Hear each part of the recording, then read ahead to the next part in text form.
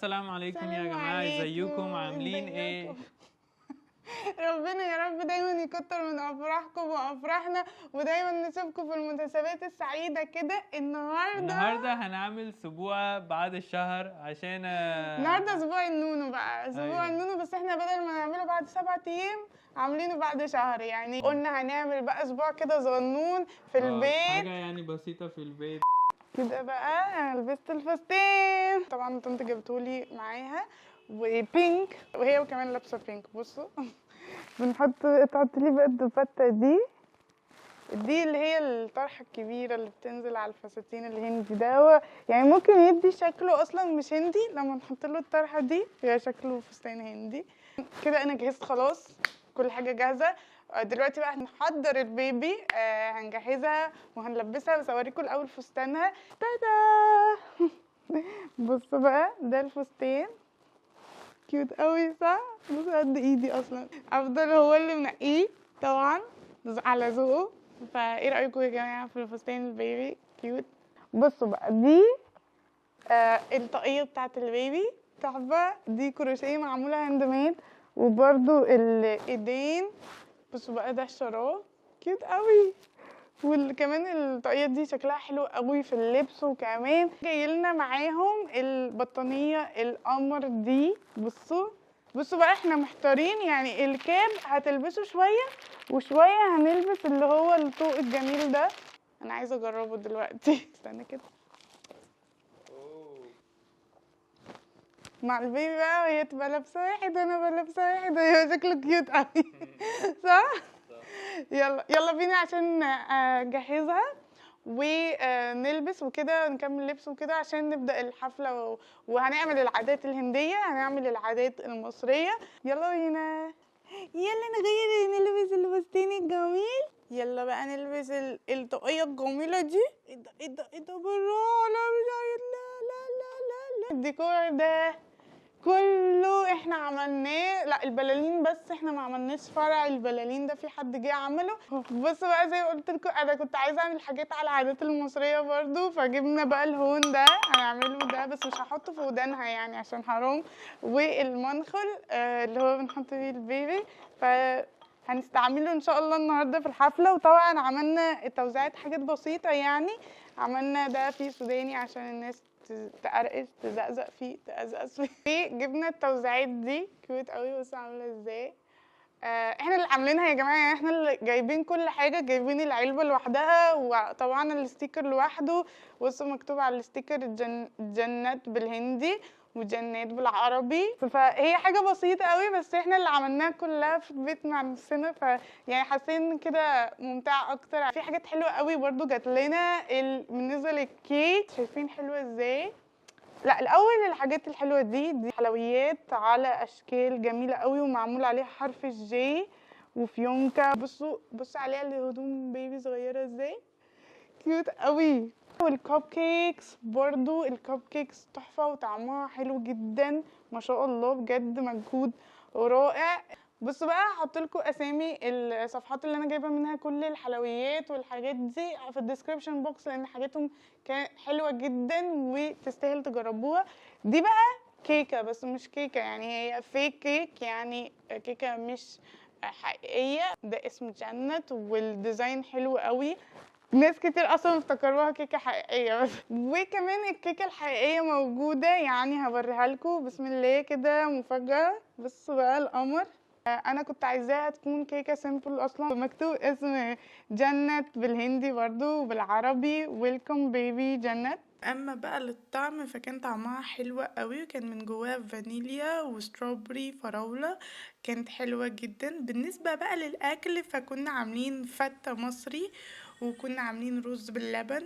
اما العيش ده الحاجة تانية بقى، ورز بالكمون وفراخ مشوية، وكمان باتر تشيكن.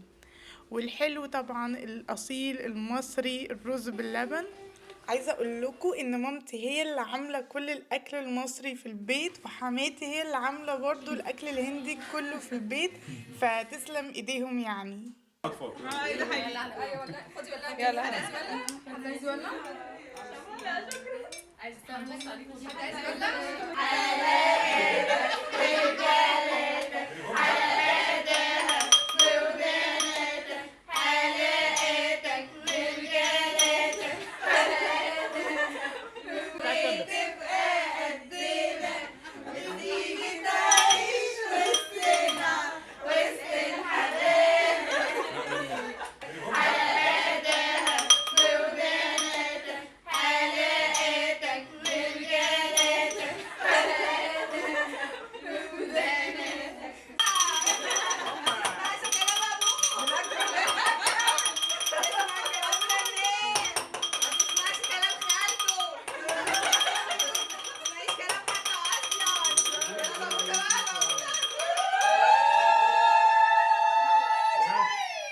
طبعا كلكم عارفين حماتي جت مخصوص علشان تحضر الولادة وسبوع البيبي وكل الحاجات دي، الحاجات اللي الهنود بيعملها في السبوع. يا ترى ايه بقى انتم متوقعين؟ حضرت قبل كده سبوع في الهند وكان يعني بيعملوا حاجات غريبة برضو بالنسبة لنا. يعني احنا الهون والمنخل والشمع والتوزيعات ده بالنسبة لهم حاجة غريبة. بالنسبة لنا برضو الحاجات اللي بيعملوها غريبة هما بيعملوها، هوريها لكم دلوقتي. يلا بينا. ده اول حاجة بيحطوها عشان الحسد، صح يا عبده؟ طبعا احنا مش بنآمن بالحاجات دي، بس هي عادات وتقاليد. العادة التانية بقى وهي عادة زي لعبة كده شوية بيلعبوها في السبوع البيبي الهندي. بياخدوا قلم وبياخدوا شوية فلوس ويحطوا القلم في الايد، ماشي اهو حطوا القلم في ايديها وبيحطوا بقى الفلوس. احنا هنا استخدمنا روبيات علشان يعني قلنا عادة هندية فهنجيب فلوس هندية يعني. بعدين حطوها في الايدين، والحاجة اللي هتمسكها اكتر يبقى هي هتبقى متمسكة بالحاجة دي اكتر في حياتها. لو هي مسكت القلم يبقى هي متمسكة بالعلم، لو هي مسكت الفلوس هتبقى متمسكة بالفلوس ومادية. سابت الفلوس هتحب العلم. اما بقى العادة التالتة وهي التكحيل. بيعملوا كحل طبيعي في البيت، هوريكم ازاي بيعملوه. بصوا حماتي جابت قطنة وحطت فيها بذور كده اسمها اجوان بالهندي. هي تقريبا حاجة اسمها كمون الملوكي، حاجة مش متأكدة من ترجمتها، بس هي اسمها اجوان بالهندي. وقامت لفت كده القطنة وقامت حطيتها في شوية سمنة. ادي بصوا كده اول حاجة، وبعدين جابت بقى السكينة وقامت قطعت بيها شوية توم كده، وبعدين حطت التوم ده كده على السكينة بالشكل ده.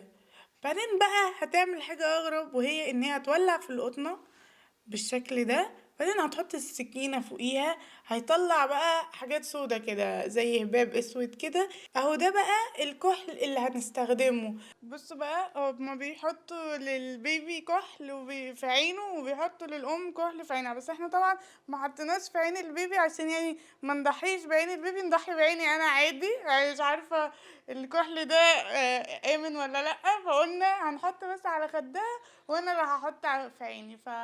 شوف بقى هو بشكله حلو يعني. بصوا بقى انا عاجبني انا ما شفتوش بس عاجبني حلو.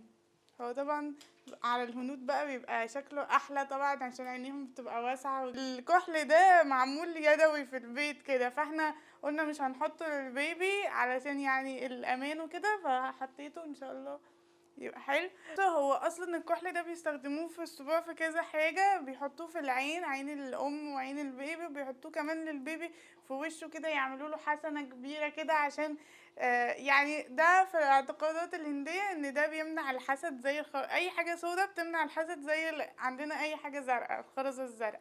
ودايما هتشوفوا الاطفال هناك حاطين النقط السوداء دي في اي مكان. ده يا جماعه عشان الحسد. هوريكم شكل الاطفال بيبقى عامل ازاي، وبرضه بيبقى شكلهم بيوحشوهم شويه، ساعات بيحطوا لهم في حواجبهم كده. دي يعني الثقافه الهنديه مع الاطفال وكده.